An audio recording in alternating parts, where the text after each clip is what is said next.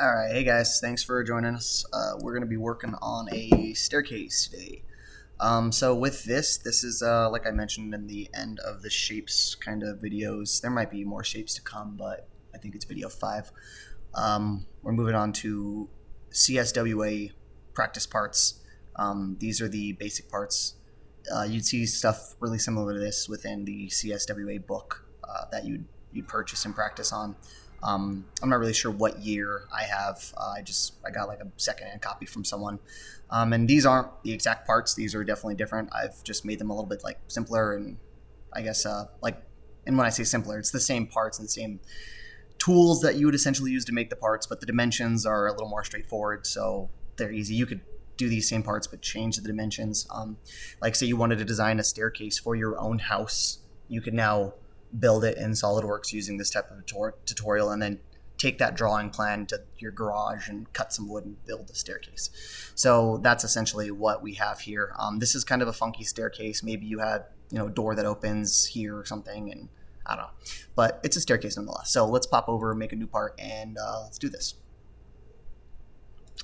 So now that the parts are getting a little more difficult, so to speak, it's not really a hard part, but definitely harder than the few that we've done. We're going to be using multiple drawings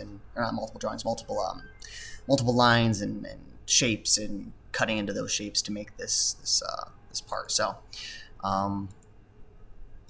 let's close that. I didn't realize I had 2 parts of it. All right. So front view, top view, right view, ISO. The way I see making this part is starting at the front view like normal and extruding it outwards. So we would draw this basic image and then extrude it. I'm going to take the center of mass to be at the very bottom, because at a staircase the weight would kind of, you know what I mean? Like the weight would be towards the floor, towards gravity. So it might fall somewhere in here, but we're going to draw it as if it's at the very back. So let's get on that. Boom. Sketch. Front view. So we already have the image of the staircase in our mind. If you were on an exam or in an exam, you don't need to keep popping over the drawing if you only have one screen. We know kind of what it looks like. We don't need to memorize all the dimensions just yet. So let's hit this back wall. Let's hit the first step, step, step, step, step. Boom. So we have the basic shape. Look how quick that was. We didn't need to do anything weird. We didn't need to, the only thing that's fully defined is this line here, because it came from the origin and it kind of set its own distance, but nothing else is fully defined because we haven't told it that. So this is fine. I do believe this was 100 tall. I made things simple, so let's go 100 tall.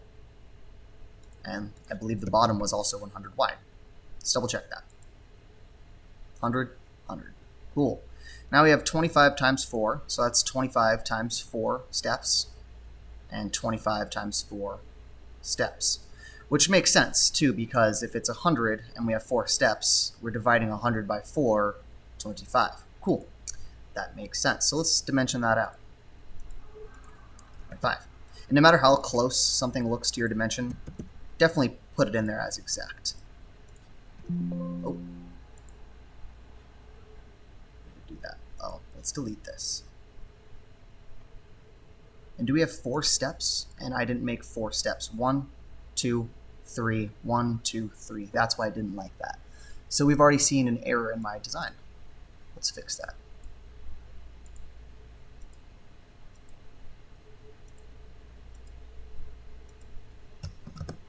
And so one thing to think about here, it's actually good we made that mistake. If we start dimensioning these to this early, this might line up funky.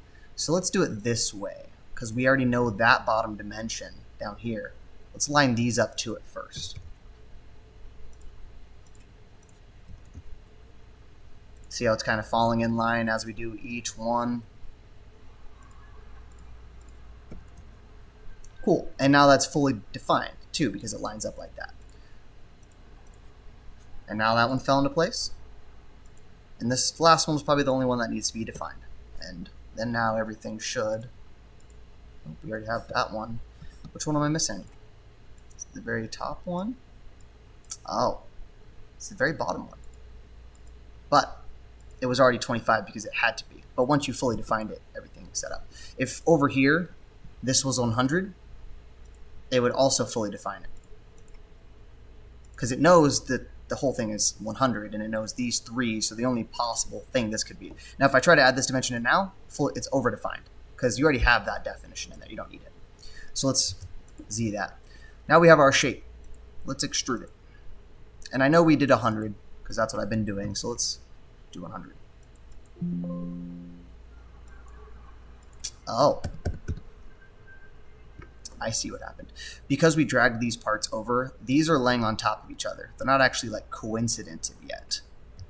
So I'm going to delete this one because it's not measured at all, so to speak. It doesn't matter if we delete it or bring it back in. We won't have to do more work when we delete it and bring it back in. But watch what happens now. I believe this will fix it. It's because these 2 points fell on top of each other. They weren't mated specifically like that. So let's see if we can extrude it now. Yeah, there we go. So remember, I think I mentioned in the second or third video, you have to kind of know what SoldWorks likes. You have to learn. You're not going to hit the ground running and, you know, be able to do SoldWorks the best of the best. You have to play with it a little bit. You have to learn what it likes. You have to learn how it was designed. But now we see our simple isometric staircase like in our image. And you'll notice this time I'm also doing the drawing within SoldWorks. The other few videos I was doing an edited like image of it and popping around, but we might change it up a little bit, just do different things so you can see how it all plays within the same system. Now this part isn't connected to this drawing. If you guys know SoldWorks, if you know a little more, then you're just kind of refreshing your memory. So what I'm doing here isn't updating this. There is another part saved that would update this as I made these changes, but that's not what's happening right now. But let's go back to our drawing and let's check this out. We know we need this little hole, the square cut out of it, right? It's 50 by 50, which makes sense because it looks even and all these 3 quadrants look symmetric. So, and we're looking at our right side view now. We can see that it's kind of cut away here, and this now is the even plane, which would be, of course, this step. And this is protruded. So we know where it's going to be. We know what it's going to look like. But how do we do that? You could do it multiple ways. You could do a lot of stuff in SoldWorks multiple ways. This is going to be the first. We haven't talked about this yet, but you can sketch on top of drawings that you've made. So far, we've been sketching off of planes. So where on this sketch where on this 3D model could we sketch to make this image that we need in this to cut away? And you'll understand if you don't know what I mean or my wording's bad, you'll see what I mean now. We could do it in 2 different ways. From the bottom would make sense because then you could make one rectangle from the corner.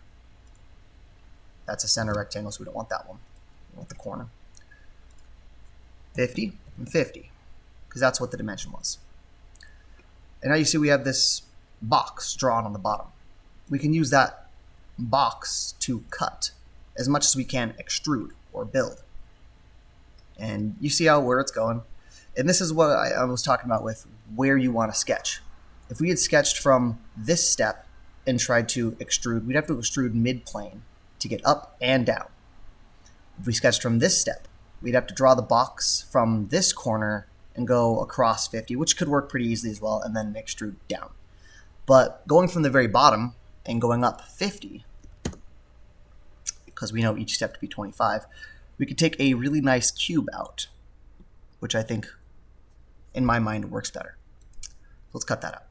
And now we have our staircase with our weird corner missing. You would see a part very similar to this other places, because of course staircases and shapes and bends and corners are things you're going to have to mess with.